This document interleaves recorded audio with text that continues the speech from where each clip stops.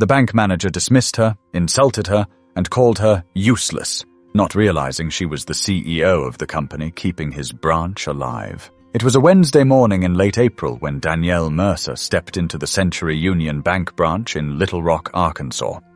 She was wearing a navy blazer, dark jeans, and a pair of plain black flats. No jewelry, no flashy handbag, nothing that screamed status.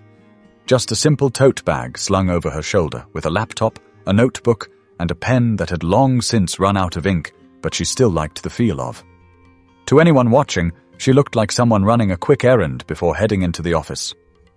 And that was exactly what she wanted. Danielle wasn't there to make a scene.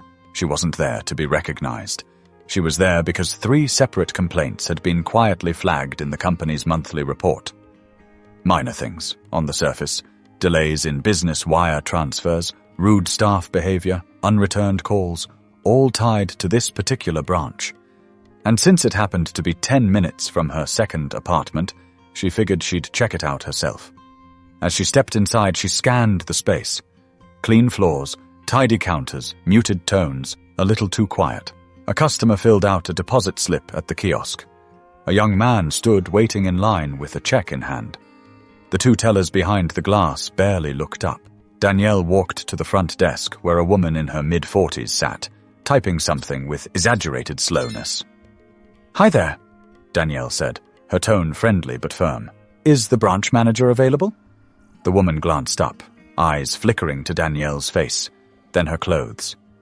"Do you have an appointment?" "No, but I'm with Richston Holdings. Just need a few minutes."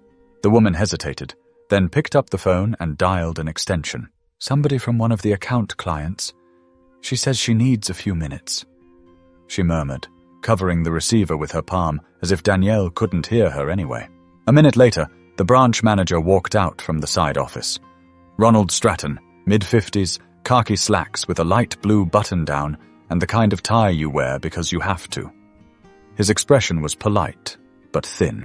"Ma'am, we're quite booked today," he said as he approached, not offering a handshake. "What exactly do you need?" Danielle offered a smile. "I wanted to check in on some recent feedback we've gotten about this location. A few of the business services flagged delays and—" "Hold on," Ronald said, holding up a hand like he was stopping traffic. "You said you're from Richston?" "Yes," she answered. "And they sent you here to check on us?" "Just me today, I manage." "So they sent you." He gave a small laugh under his breath, more to himself than to her. "All right, well, what kind of delays are we talking about?" Danielle's smile didn't fade, but her voice dropped half a notch. "A couple of issues with the business wire process. A lack of response to client calls. Things like that." "Well, those aren't under my direct control," he said quickly. "We're understaffed and over-regulated. Most of these complaints come from people who don't understand how banking works." His tone was sharper now, defensive. She wasn't even sure he was talking to her anymore. "I get that, but these were pretty specific cases," Danielle said, trying again. "And since Richston moves a lot of volume through this branch, we thought—" "Let me stop you right there," Ronald said, waving a dismissive hand. "Look, I've been in this business 30 years. I know when people are trying to micromanage something they don't understand. No offense, but this isn't a daycare center. We don't need random employees showing up with checklists." He turned slightly, adjusting his tie, then muttered something under his breath. Danielle wasn't sure she heard it right. But then he said it again, louder this time, like he wanted it to land. "Figures they'd send the useless one?" Everything in the lobby froze for half a second. A young teller behind the glass paused mid-scan of a check, eyes flicking toward them. A man in line looked up, brow furrowed. Danielle stared at Ronald, her expression calm. Not blank, not hurt, just still. She took a slow breath. "I'd like to speak to the regional director," she said evenly. "Today, if possible." But Ronald laughed, dry and sarcastic. "And I'd like a vacation home in Naples. Let me guess, you want a coffee while you wait too?" Danielle opened her tote bag. Quietly. No rush.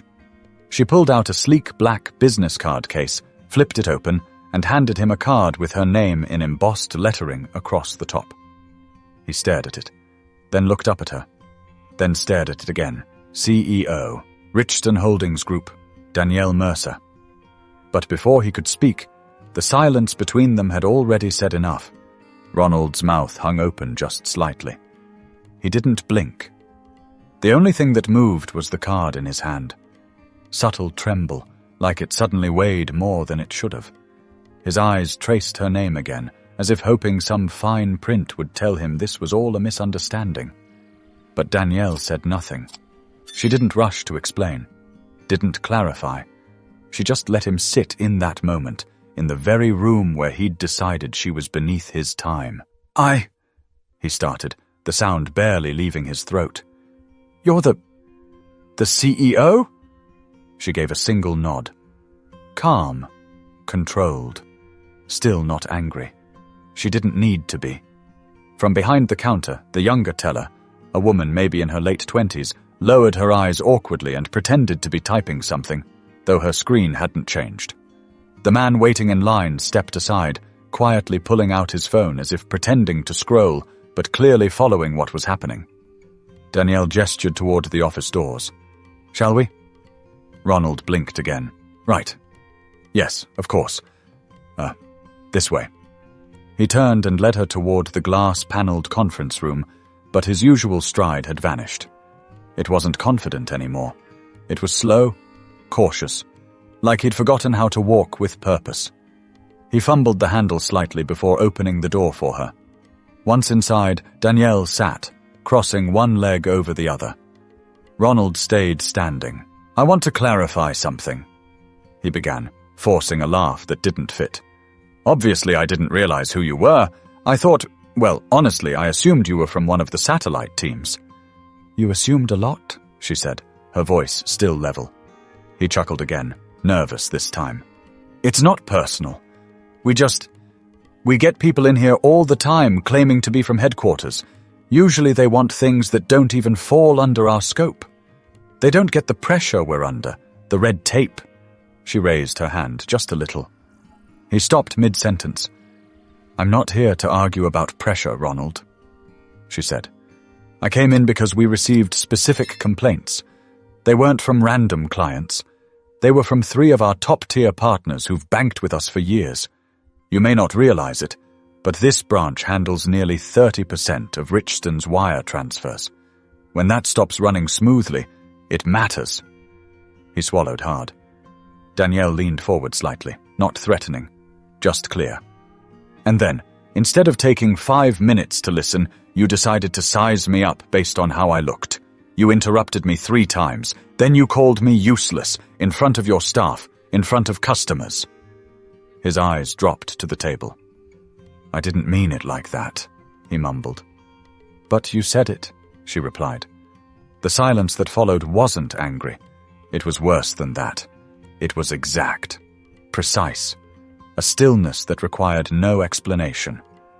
Ronald fidgeted, adjusting his sleeves, then smoothing down his tie again, though it wasn't out of place. I'd like to speak with your regional director before noon, Danielle said, checking her watch. You'll call and make that happen. I'll wait here. He nodded quickly. Yes, of course. And Ronald? He looked up. Going forward, assume everyone who walks through that door deserves your respect, regardless of their title. Ronald nodded again, but there was nothing left in his eyes but confusion. Shame and ego were fighting it out behind his face, and shame was losing. Danielle leaned back in the chair, opened her tote again, and pulled out a notepad. She began writing calmly, without looking at him. He stood there for another few seconds before stepping out and gently pulling the glass door closed behind him. Outside the room, the energy had changed. The front desk staff wasn't pretending anymore. The tellers had seen and heard enough to understand what just happened. Nobody was talking, but eyes were meeting. People were connecting dots. Back inside, Danielle's pen scratched across the page. She wasn't writing anything important, just notes to keep her hands busy. She didn't need to report the disrespect. She was the report. But what she didn't know yet was that her presence had stirred more than just one manager's nerves. Someone else in the branch had been waiting for a moment like this. 10 minutes passed. Ronald hadn't returned yet. Through the glass wall, Danielle could see him on the far side of the branch, phone pressed tight to his ear, pacing in short, anxious loops near the printer station. He wasn't talking anymore, just listening, and nodding to no one. A few minutes later, a soft knock tapped against the conference room door. It wasn't Ronald. It was the younger teller, light brown curls pulled into a loose bun, name tag slightly crooked, hands nervously clasped in front of her. "Hi," she said softly, standing in the doorway. "Sorry to interrupt. I didn't want to let the moment pass without saying something." Danielle looked up. "Go ahead." "I'm Renee Mathis," the teller said. "I've only been here 6 months. I was right there when Mr. Stratton said what he said. And honestly, it wasn't the first time. He talks like that, to women, to younger staff, to anyone he thinks won't push back." Danielle didn't react. She let Renee speak. "I didn't say anything earlier because, well, I need this job," she continued, eyes flicking toward the hallway. "But the way you handled it? Quiet, calm, direct. That was something I haven't seen before. You didn't yell. You didn't flex. You just held your ground." And he folded. Danielle smiled slightly. "I didn't need to raise my voice." Renee stepped in a little further. "If anyone from HR or corporate does a follow-up, I'll talk. I've got stories. There are others too. They're just scared." He plays favorites, uses tone as a weapon, acts like we're beneath him. Danielle nodded. "Thank you for telling me. You weren't obligated to. I guess I just wanted to say, you made me feel like I wasn't crazy for noticing." There was a beat of silence between them, a quiet current of something honest. Then Renee stepped back out into the lobby. Danielle leaned back in her chair, watching her walk away. She wasn't surprised. Disappointed, sure, but not surprised. She had seen it play out before, at conferences, in client meetings, during hiring panels. The assumptions, the tone changes, the sideways comments wrapped in fake smiles. The difference was, this time, it was so casual, so public, as if Ronald had done it 100 times before without consequence. But this time, he'd picked the wrong person. The door opened again. Ronald stepped inside, a little more subdued now. His tie was loose. His hand gripped a manila folder like a life raft. "The regional director is available by video call," he said quietly. "They've cleared 15 minutes, starting now." Danielle gave a small nod and rose to her feet. "Good. Set it up." He clicked the monitor on, tapped a few buttons, and soon a window opened on the large screen. A face appeared, mid-40s, dark suit, silver earrings, clean voice. "Good morning," the woman said. "Is this Ms. Mercer?" "It is," Danielle replied. "I'm Teresa Landon, Regional Operations. We weren't expecting you at this branch." "That was the point," Danielle said. Teresa nodded. "Understood." Ronald stood to the side, quiet now, folding into the background like a coat rack. He looked like he wanted to disappear. Danielle stepped forward and spoke clearly into the camera. "There have been issues with this branch, small ones, stacking over time, and today I experienced something firsthand that confirmed a few concerns I've had about the management approach here." Teresa's face didn't flinch. "What kind of concerns?" Danielle glanced toward Ronald, then back. "Inappropriate language, a dismissive attitude, assumptions made about rank and value based on appearance. It wasn't just impolite. It was unprofessional and indicative of deeper problems in culture." Teresa inhaled slowly. "I appreciate your transparency. I'll begin a review immediately. Can you remain on site for the next 30 minutes? I'd like to schedule preliminary interviews with some of the staff if they're willing." "I'll be here," Danielle said. Ronald looked up then. "May I?" But she cut him off with a glance. "Not now." He looked down. But the quiet in that room wasn't empty. It was charged. And for Ronald, it was just the beginning of consequences he never expected to face. Danielle didn't need to speak to Ronald again. Not right now. She remained seated in the conference room while staff were quietly pulled aside for individual interviews via webcam with Teresa Landon's team. One by one they entered, nervous, cautious. But the longer it went on, the clearer it became that something had been lifted. Like a door cracked open after years of being stuck. First came Renee, then the assistant manager, Kendall Rhodes, who'd been silently enduring for over a year. Then a part-time employee from the operations desk who shared that she'd stopped offering suggestions in team meetings because Ronald always made her feel stupid in front of others. Each story came with a different tone, a different hurt. But the pattern, that was loud. Danielle remained quiet through it all, taking mental notes. Not just about Ronald, but about the people, their courage, their restraint. How many had swallowed moments like the one she'd just lived through and convinced themselves it was better not to speak? A knock broke her focus. It was Ronald. Again.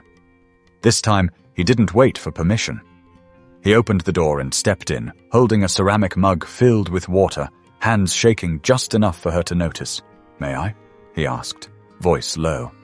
She didn't answer, but didn't stop him either.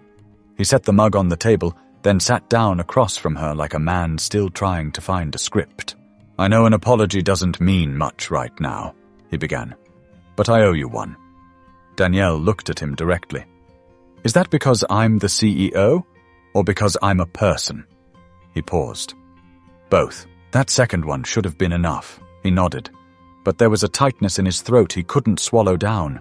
"I've worked my whole life to get to where I am," he continued. "And I've seen this industry chew people up. It's easy to get cold. That's not cold, Ronald. That's something else." He looked at her then, like maybe for the first time. Not at her clothes, not at her skin, not at her voice. Just her. "I misjudged you," he said. "Worse than that, I disrespected you. And the truth is, I probably do that more often than I realize." Danielle said nothing for a moment. Then she asked calmly, "Why do you think that is?" He opened his mouth to answer, then closed it again. "You want the truth," he said finally. "Because I've always gotten away with it. Because nobody checked me. Because sometimes I see someone walk in and I assume they're not in charge. And if I'm being real, I assumed even less the second I saw you." The honesty in that moment was ugly, raw, but it was real. Danielle leaned forward, elbows on the table. "You think being in this business for 30 years gives you permission to coast? To cut people down because you're tired? If that's the case, you should have left 10 years ago. No one forced you to stay." "I know. No, I don't think you do. Because if you did, you'd understand this isn't about me. You've been managing people, mentoring people, and you've made them feel small for a long time. That doesn't go away with one apology." He looked down, silent. Danielle stood up and reached for her bag. "There's a review coming. You already know that. Whether you stay in this role or not, I hope you actually start hearing people. Because this position, it's not a crown. It's a mirror. And everything you are shows up in it." Ronald didn't look at her as she walked to the door. Before leaving, she turned back one last time. Respect isn't about rank. It's about how you show up when you think no one's watching. But while Ronald sat alone in that room, the rest of the branch was already shifting. Staff finally allowed to breathe a little deeper. And that change had just begun.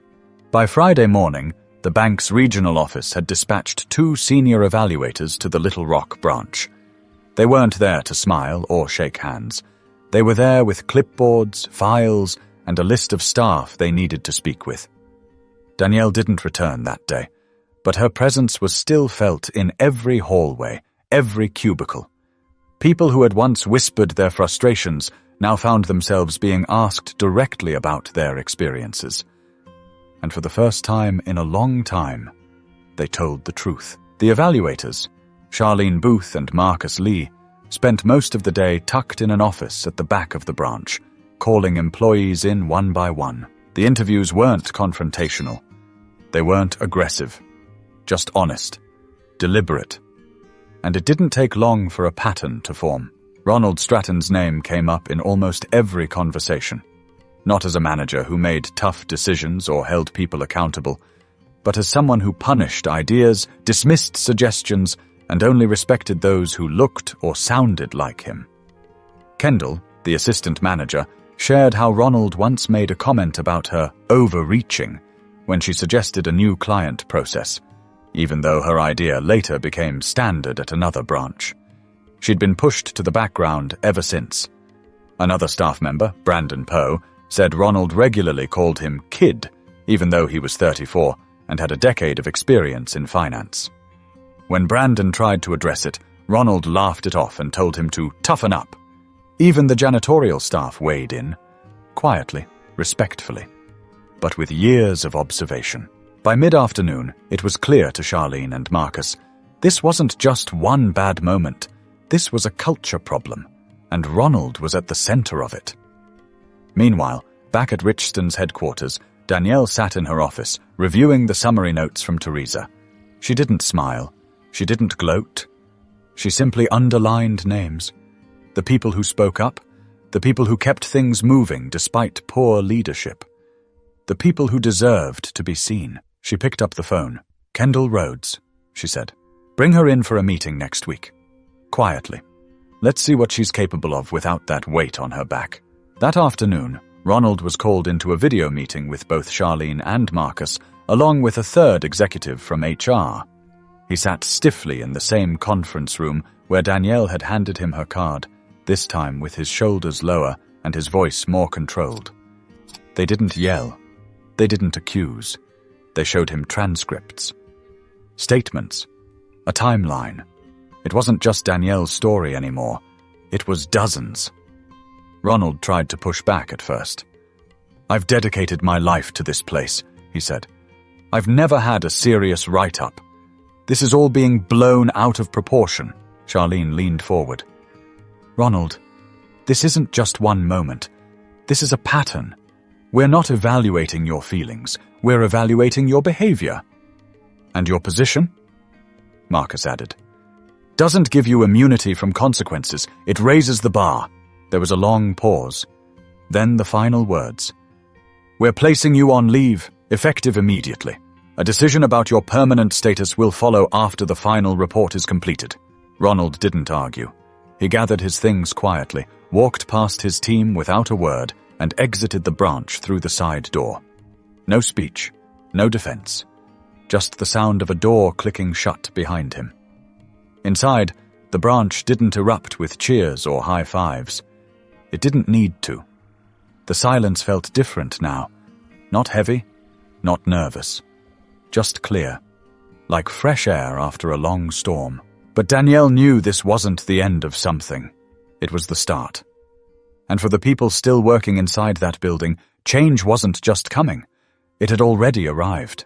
The following Monday, the branch looked almost the same from the outside. Same brick facade, same blue and silver signage, same faint buzz of morning activity as doors unlocked at 8:55 a.m. sharp.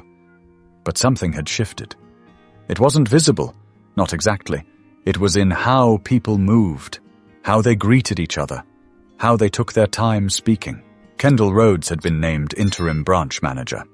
No big announcement, just a quiet handover and a new nameplate placed outside the office door. Her posture had changed too. Not stiffer, not more rigid, just steadier, like someone finally given room to stand up straight. Danielle arrived just before noon. She didn't announce it. She walked in like she had the week before, tote bag on her shoulder, simple blazer, low heels. But this time, the energy around her wasn't confusion. It was respect. Kendall met her at the front and shook her hand. "Would you like to talk in my office?" she asked. Danielle nodded. "Let's." Inside they sat down across from each other. A soft lamp hummed in the corner. The walls were plain. The air didn't feel tight. "I wanted to say thank you," Kendall began. "Not just for what happened with Ronald, but for how you handled it. Quietly, decisively. You didn't come in to humiliate him. You came in to check the system." Danielle smiled slightly. "He humiliated himself." Kendall exhaled through her nose, half laugh, half relief. "There's been this culture here, one where if you didn't match a certain mold, your ideas got shelved. You'd get interrupted or sidelined. You start to think it's normal. It's not," Danielle said. "But it's common." Kendall looked down at her desk, then back up. I've got a few ideas I've been sitting on. Ways to improve client service, reduce wait times. I don't want to waste your time. You're not. Danielle pulled a notebook from her tote. Let's hear them. For the next 20 minutes, Kendall walked her through proposals she'd been refining on her own time. Nothing flashy, just real practical adjustments that showed she understood both the numbers and the people. Danielle listened carefully, asked a few questions, took notes. Not performative ones, real ones, like someone who planned to follow up. When Kendall finished, Danielle said, "If you'd had the right support from the start, these would already be in place." "Maybe," Kendall replied. "But maybe it took the wrong person stepping aside to let the right things through." Danielle didn't smile this time. She nodded once. "Make the changes. Take the lead. And if anyone tries to drag you back into silence, you let me know." As she stood to leave, Kendall said, "One more thing. What made you come in person last week?" Danielle paused. "I used to work front desk at a branch not too different from this one, before Richstone.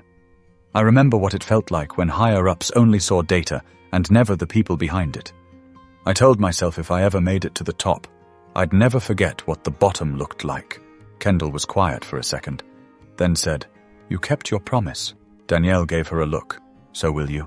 She stepped out of the office and passed by Renee, who offered a small wave from her teller window. Danielle smiled and returned it.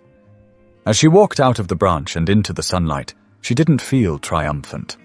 She felt steady, not because one man had been held accountable, but because a room full of people had finally been heard. But before she drove away, she made one more note in her phone. Check in on Kendall in 6 weeks. Because real leadership isn't about showing up once, it's about showing up again. 3 weeks later, Danielle sat alone in a corner booth at Café Monette, a quiet spot tucked between an insurance office and a used bookstore in downtown Little Rock. It was her thinking place. No one knew to look for her there. No emails, no meetings, just a coffee, a pen, and whatever thoughts refused to leave her alone. She scrolled through her phone, rereading Kendall's latest update. Client response time reduced by 22%. 3 new business accounts opened this week. Staff morale higher than it's been in years. Danielle smiled. Not wide, just enough to feel it in her cheeks. The truth was, she hadn't planned for that moment at the bank to become anything bigger. She'd gone in as quietly as she could, expecting to ask a few questions, maybe follow up through the usual channels. But then Ronald opened his mouth, and everything changed. It had reminded her of something her grandfather once told her when she was 12. They were at a gas station outside Texarkana, and the clerk had ignored them for nearly 10 minutes before helping the customer behind them. She'd asked him afterward why he didn't say anything, why he didn't demand better treatment. He had smiled and said, "Sometimes silence isn't weakness. It's the wind-up before the swing." She never forgot that. Danielle didn't need to yell to be heard. She didn't need to throw her title around to make a point. What she did was pay attention, then move with intent. And in that moment with Ronald Stratton, she hadn't just reacted. She had recalibrated the entire room. She stirred her coffee absent-mindedly, then set her phone aside and picked up a napkin. Scribbled a thought on it. Power doesn't always walk in shouting. Sometimes it shows up with a pen and waits. It was a lesson not just for Ronald, or for Kendall, or Renee. It was for anyone watching from the sidelines, anyone who's ever been talked over, underestimated, or brushed aside. Because the truth? People will make assumptions. Based on how you look, how you talk, what they think you are. They'll put you in a box you never agreed to stand in, but that's their box, not your boundary. Danielle had no intention of becoming a symbol, but in quietly calling out the behavior, in demanding better without saying more than she had to, she became something else entirely. A reminder that the loudest person in the room isn't always the one in charge. She finished her coffee, folded the napkin, and slipped it into her notebook. Before she left, she called the regional office, left a short message for Teresa Landon. "Tell her thank you," Danielle said, "for listening, for acting fast, and let her know Kendall's doing better than good. She hung up. And as she walked to her car, the weight of the past few weeks didn't feel heavy anymore. It felt necessary. Because leadership isn't about title or salary or sitting at the head of the table. It's about how you treat people when you think you don't need anything from them. It's about how you handle power when no one's watching. So here's the truth. You don't have to shout to make noise. You don't have to fight to be right. But when the moment comes to speak, speak clearly. And when someone tries to tell you who you are, let your actions introduce you instead. Because respect is earned in silence and proven in the echo that follows. If you've ever been overlooked, mislabeled, or talked down to, remember this story. And remember that the room will always feel different once people realize who just walked in. Like, share, and subscribe if this story spoke to something you've lived through. And never forget, what people assume about you says more about them than it ever will about you.